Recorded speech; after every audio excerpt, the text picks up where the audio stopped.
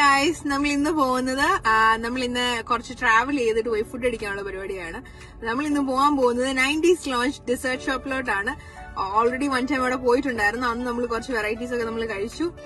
അവർക്ക് അടിപൊളി വെറൈറ്റീസ് ഒക്കെ ഉണ്ട് കേട്ടോ. അറബിക് സ്റ്റൈലുണ്ട്, ഇന്ത്യൻ സ്റ്റൈലുണ്ട്, അങ്ങനെ കുറച്ച് മാംഗോ ലബാൻ അതാണ് തോന്നുന്നു നമ്മൾ അന്ന് കഴിച്ചല്ലേ.